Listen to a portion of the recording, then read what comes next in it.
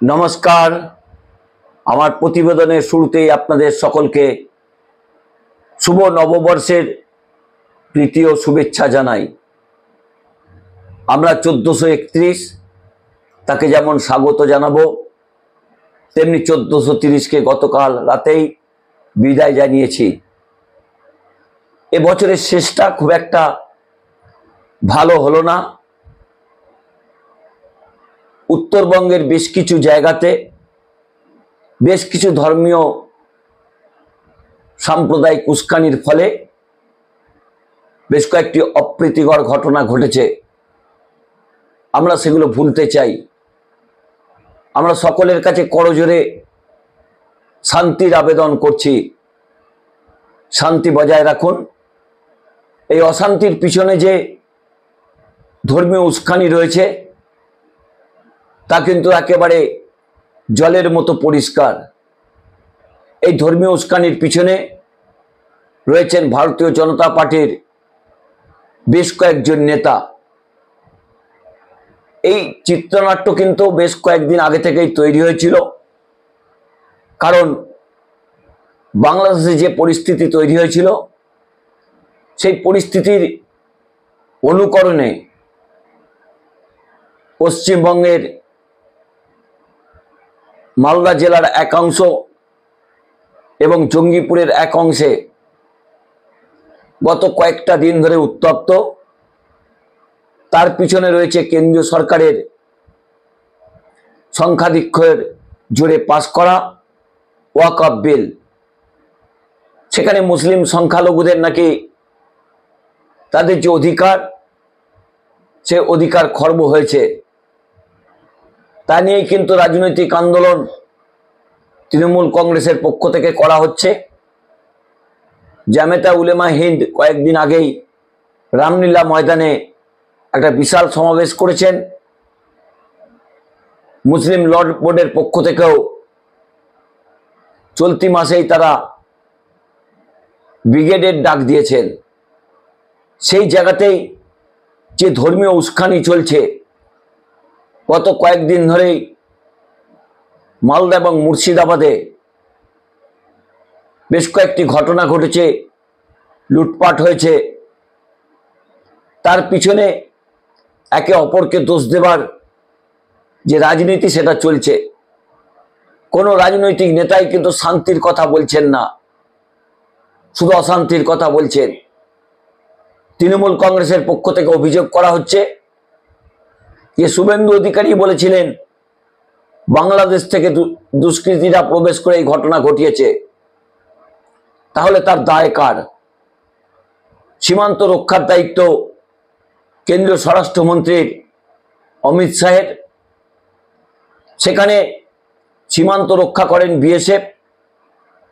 কিন্তু গত কয়েকদিন ধরে যে ছবি চোখে এসেছে, যে হাওয়াই চটি পড়া বিএসএফ তারা গুলি চালাচ্ছেন, এর দায় কে নেবেন? যদি বাংলাদেশ থেকে দুর্বৃত্তরা প্রবেশ করে, তার দায় কি এই কেন্দ্রীয় সরকার এড়াতে পারেন? তাদের তো সীমা এখন 50 কিলোমিটার হয়েছে। তাহলে কিভাবে মালদা এবং মুর্শিদাবাদের এক অংশে এই ঘটনা ঘটল? এবং যেভাবে 3 জন সংখ্যালঘু মানুষের প্রাণ গেল, তার পিছনে দায়ী কি এই সেন্ট্রাল ফোর্স? সেই কথাই কিন্তু তৃণমূল কংগ্রেসের পক্ষ থেকে দাবি করা হচ্ছে। কুণাল ঘোষ কি বলেছেন আপনারা একটু শুনুন, তারপর আপনাদের দুটো ঘৃণা ভাষণ আপনাদের শোনাবো। একটি এ রাজ্যের রাজ্য সভাপতি ভারতীয় জনতা পার্টির সুকান্ত মজুমদার, তিনি নাকি শিক্ষামন্ত্রী, তিনি নাকি অধ্যাপক। কি চরম কুকথা একটি সংখ্যালঘু সম্প্রদায়কে নিয়ে বলছেন, সেটাও আপনাদের শোনাবো। নাম করে আগুন লাগানো হচ্ছে, ধর্মের নাম করে যদি এই অশান্তি, এই চক্রান্ত আপনার আমার কারুর ভালো হবে? এটা হতে পারে কখনো? বিষ ছড়ানো হচ্ছে। সর্বভারতীয় ক্ষেত্রে অন্য ভাষায় করে বাংলার বদনাম করা হচ্ছে, এগুলোর প্রতিবাদ করেছি। এর জন্য গুলি করা হবে? আমার করুণা হলো এসব চার পেয়ে খয়াকারের ছেলেদের জন্য, মানে খারাপ ছেলেদের জন্য। অর্জুন সিং এর কথা আলাদা, উনি বয়স্ক, উনি সিনিয়র, ওনার এইসব গুলি বোমা সম্পর্কে উনি বিশেষজ্ঞ, মানে ওনার একটা অলিখিত পিএইচডি আছে, আগ্নেয়াস্ত্র বোমা এগুলো উনি জানেন। মানে ওনার বিবৃতি দেখে আমার মনে হয় যে এই ধরনের ঘটনাগুলো সম্পর্কে উনি বিশেষজ্ঞ মতামত দেওয়ার অত্যন্ত উপযুক্ত লোক অর্জুন সিং। এখন অর্জুনদা ভালোবেসে আমাকে কি গ্রেপ্তার মেপ্তার কি গুষ্টির পিন্ডি বলেছে, ওর ব্যাপার। আপনারা কুণাল ঘোষের বক্তব্য শুনেছেন। গত কয়েকদিন ধরে ভারতীয় জনতা পার্টির নেতাদের বিরুদ্ধে নাকি অভিযোগ তৃণমূল কংগ্রেসের, যে সাম্প্রদায়িক বিভেদ তারা সৃষ্টি করতে চাইছেন। এখানে সংখ্যালঘু মুসলমান সম্প্রদায় নাকি তৃণমূল কংগ্রেসকে ভোট দেন, তাদের নাকি পিছন থেকে তৃণমূল কংগ্রেস মদত দিচ্ছিলেন। কিন্তু যেভাবে গত কয়েকদিন ধরে ভারতীয় জনতা পার্টির একাধিক নেতা, এই অর্জুন সিং, এই সুকান্ত মজুমদার বক্তব্য রাখছেন, শুভেন্দু অধিকারী বক্তব্য রাখছেন, এতে কি বাংলার সাম্প্রদায়িক সম্প্রীতি বজায় থাকবে? দায় কিন্তু এদের নিতেই হবে। যত নির্বাচন এগিয়ে আসছে ততই এই ধর্মীয় বিভাজনকে রাজনৈতিকভাবে ভারতীয় জনতা পার্টি ইস্যু করার চেষ্টা করছেন। আপনারা পরপর দুটো বক্তব্য শুনবেন। প্রথমটি সুকান্ত মজুমদারের, দ্বিতীয়টি অর্জুন সিং এর।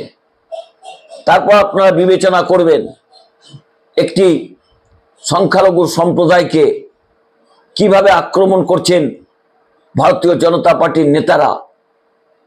তাদের কাছে একটাই অনুরোধ, সংখ্যালঘু মুসলিম সম্প্রদায়ের মানুষকে নিয়ে এইভাবে কুকথা আপনারা বলবেন না। আপনারা কি হিন্দু ধর্মের বাহক হয়ে গেছেন? আমরা হিন্দু সম্প্রদায়ে বিলং করি।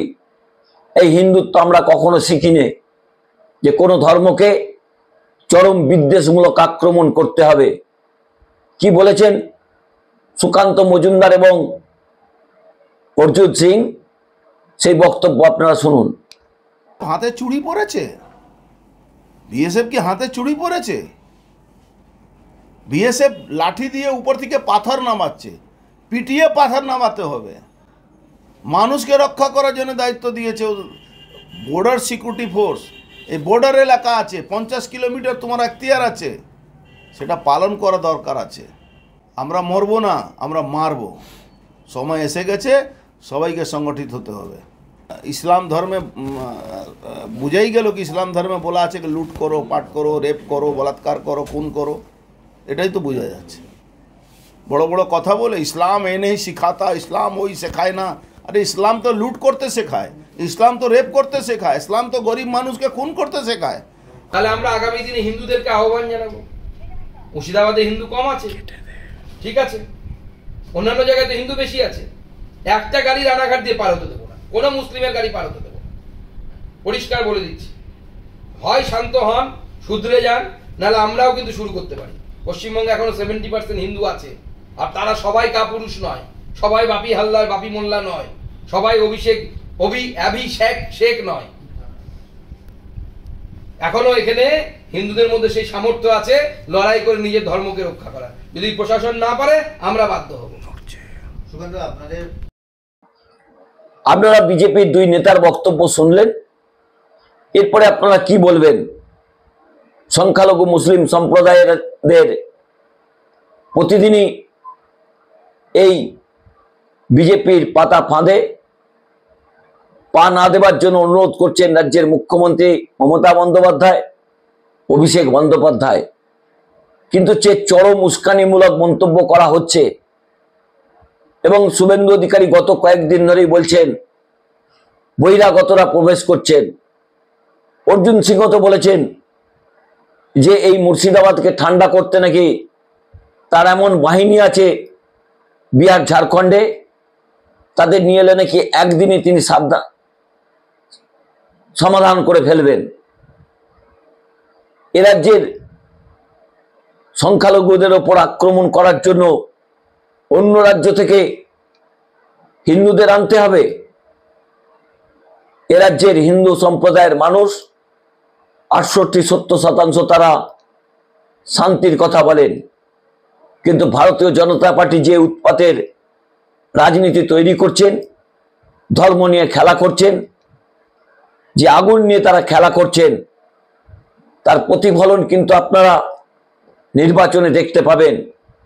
কারণ বাংলার মানুষ শান্তির পক্ষে। এই মাটি কবিগুরু রবীন্দ্রনাথ ঠাকুরের মাটি। যে ঠাকুর রবীন্দ্রনাথ শান্তির কথা বলেন, এ মাটি স্বামী বিবেকানন্দের মাটি। তিনি সবসময় শান্তির বার্তা দিয়ে এসেছেন। সেই মাটিতেই ভারতীয় জনতা পার্টির নেতাদের এই চরম উস্কানিমূলক মন্তব্য, তা কিন্তু এই যে ধর্মীয় বিভাজনের রাজনীতি তৈরি হয়েছে, তাতে আগুনে ঘি ঢেলে দিচ্ছে। বিজেপির নেতারা তো কখনো মমতা বন্দ্যোপাধ্যায়ের গাড়িতে হামলার কথা বলছেন, কুণাল ঘোষকে খুনের কথা বলছেন, বা তার উপর গুলি চালানোর কথা বলছেন। এ সংস্কৃতি বাংলার সংস্কৃতি নয়।